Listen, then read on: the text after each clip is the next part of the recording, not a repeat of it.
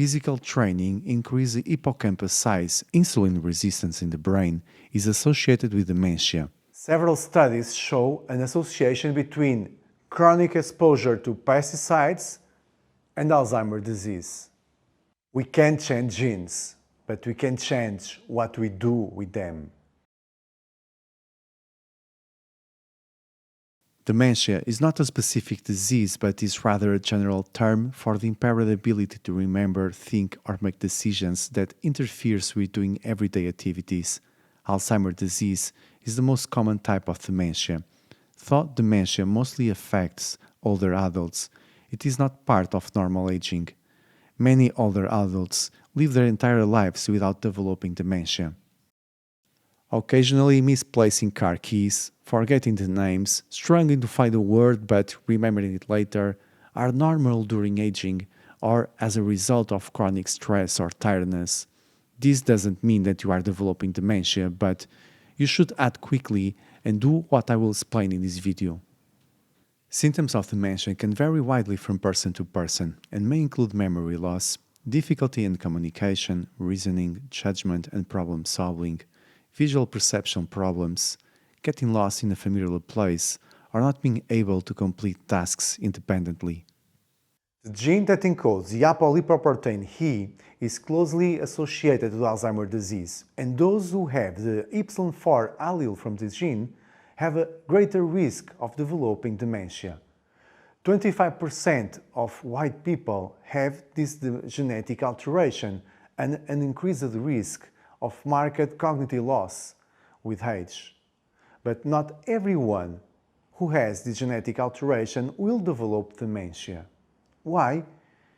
Genetics has power, but is not a tyrant. Our health decisions are taken in biology parliament, where genetics has 20 to 30% of deputies, and remaining 70 to 80% belongs to epigenetics. And because we are democrats, genetic defects in most diseases are only imposed if they get votes from the epigenetic parties. And what are they? We have 6 parties, 6 groups, 6 epigenetic factors, whatever you want to call it. And they can protect us or expose us to diseases. It all depends of how or whether we respect them or not. And what are they and how can they lead us to dementia?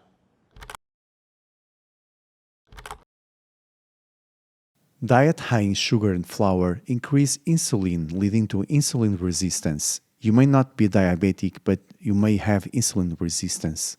Insulin resistance in the brain is associated with dementia. More glucose generates more oxidative stress and more inflammation. Soft drinks, cookies, and sweets increase the risk of dementia and Alzheimer's disease. The brain doesn't like so much of glucose as someone say. The brain likes polyunsaturated fats, which are not refined or hydrogenated. If we are at genetic risk, a sweet diet will only increase a marked cognitive loss. Studies show an association between higher levels of physical activity and a reduced risk of cognitive decline and dementia. The hippocampus is a region in the brain responsible for learning and memory. Physical training increases the hippocampus size and improves memory. The more active we are, the more our muscles tell the brain to stay young. And brain-intensive activities like table tennis or tennis are even better than just walking. Have you noticed that after a sleepless night, your memory is not the same? Sleep is one of the factors that most influence the development of dementia. Sleep deprivation for many years increased the risk of Alzheimer's. Tau protein and beta amyloid, 2 indicators of dementia, increase in the brain whenever we have a bad night of sleep. If you want to know more about this, watch my video What Happens to the Brain When We Don't Sleep.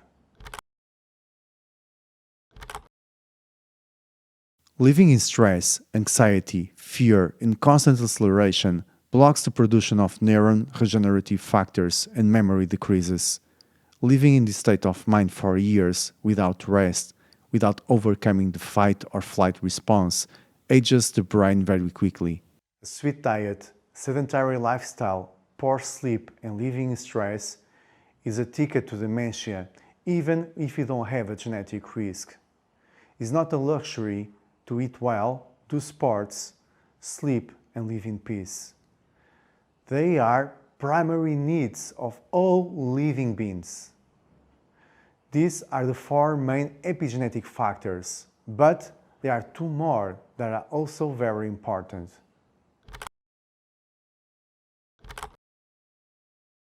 Slow intoxication can lead to many health problems. Finland has one of the highest rates of dementia, and among many possibilities, environmental toxins such as house mold, heavy metals, and pesticides are suspected. Several studies show an association between chronic exposure to pesticides and Alzheimer's disease. It refers to the microbes that live in our belly. It's no longer a mystery that they play an important role in many diseases. Abnormal gut flora can cause inflammation in the brain.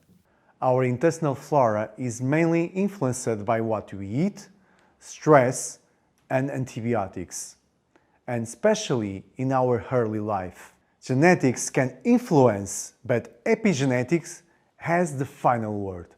Food, exercise, sleep, mental balance, toxins, and microbiota will decide, because aging is not synonymous with dementia.